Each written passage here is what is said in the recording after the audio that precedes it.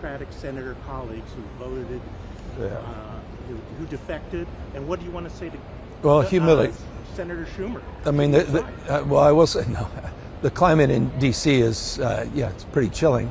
Try to connect we'll use some vernacular around here at COP30. Look, I'm not, there's some humility and grace. I'm not coming in to punch anybody in the face.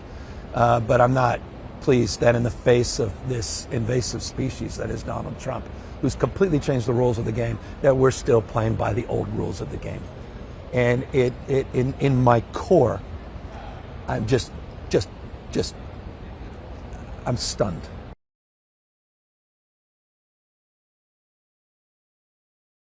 How hard was it for you to make that shift to mirror or mimic Trump in his Easy to do, because we wanted to put as you suggest, a mirror up to the absurdity of the President of the United States dressing up as the Pope, of the absurdity of all cap tweets.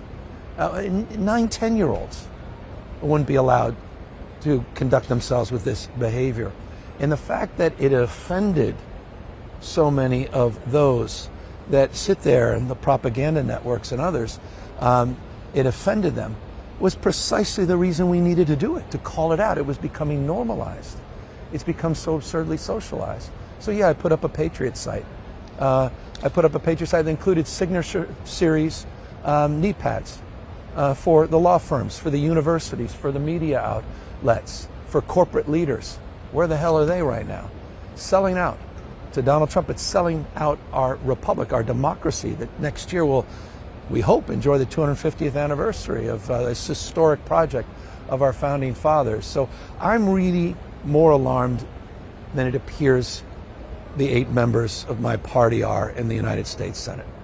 I'm much more alarmed about the future of our country and the world we're trying to build than they are. And that's why I'm here, not just identifying a problem, but iterating and trying to solve it. That's what my Prop 50 represented.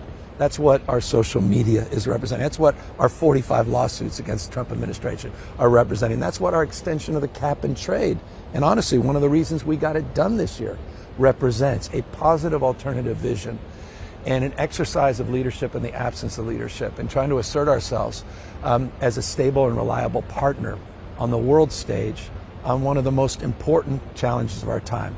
Simultaneous crisis, democracy back home and climate crisis globally.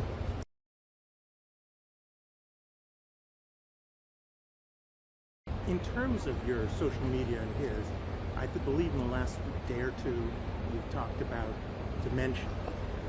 Are you suggesting a 25th Amendment situation? No, I'm not. And I'm not. Look, I just find the hyperbolic nature of Trump and those his acolytes about Sleepy Joe. And here's the President of the United States falling asleep at the Resolute desk. He's clearly not the same Trump. And I don't say that lightly. I say that with intimate appreciation. I mean, spent 90 minutes with him in the Oval Office a few months ago, and phone calls, and I worked with him in his first administration. He's a different person. And I think he's excused. I think we grade him on the curve in ways we didn't the prior president. So I am challenging, again, that notion, sort of a lazy punditry, an unwillingness to, I think, call balls and strikes, because we tend to excuse, it connects to the social media, we tend to excuse his behavior in remarkable ways where we would never excuse other behavior along those same lines. If you like this video, then like, share and subscribe to Mirror Now.